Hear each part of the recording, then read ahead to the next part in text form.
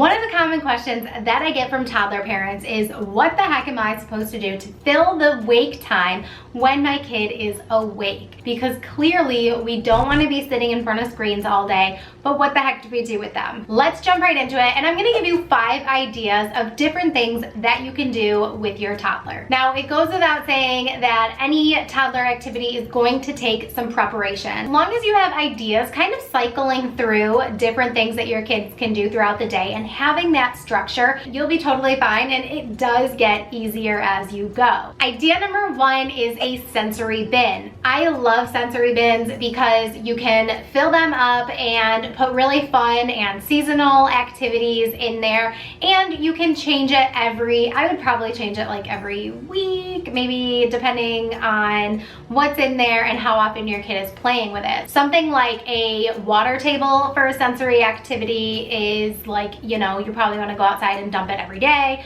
but something like rice, that is like dry colored rice or whatever, even if it's not colored, it's just like dry regular rice, then you could probably keep that in there for about a week. Just make sure it's breathing and getting some air. I like to use just these like clear bins that have tops on them, so that when your child is not using them, you could put the top on and put it in a higher location. I like to put them on top of the fridge where the kids cannot reach. Some of the benefits of using a sensory bin are fine motor skills, hand-eye coordination, and attention span. Go figure, my attention span is always like, woo! So maybe I need a sensory bin.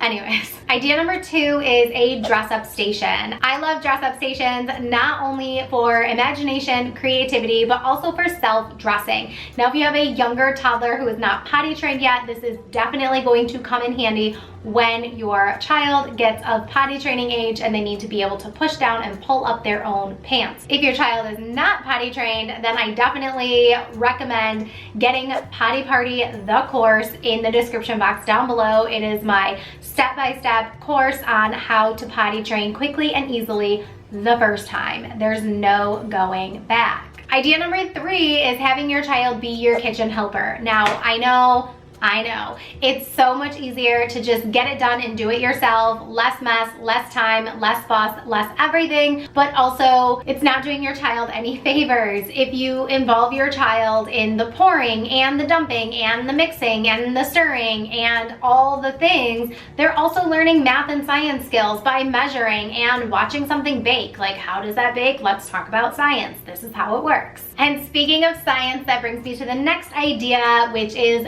gardening. You can do something as simple from a little paper cup with grass seeds, putting a face on it, having a grass head, and calling it a day. Or you can take your children outside to a garden, your garden, whoever's garden, and have your child help you weed the garden. Toddlers love helping, so take advantage of it and let them help you in the garden.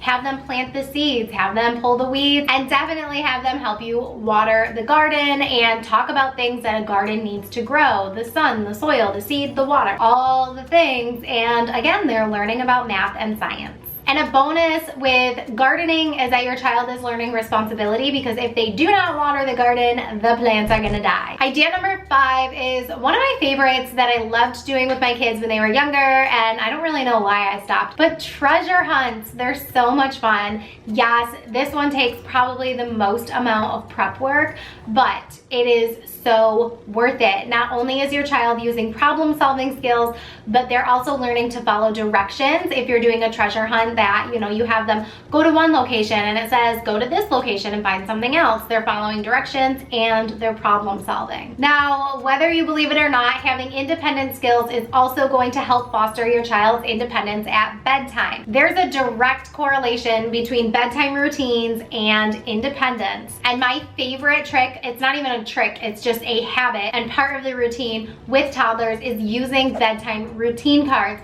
Now you can see right here that there are lots of options to choose from with my free downloadable, printable, cutoutable, hang-upable routine cards. I always recommend that you cut them out and put them on the wall at your child's eye level so they can point to it and see what they need to do next, because this is going to directly impact how independent they can be at bedtime. Now, the first couple weeks, yes, you are going to have to show them and walk them through the bedtime routine cards and show them how it works.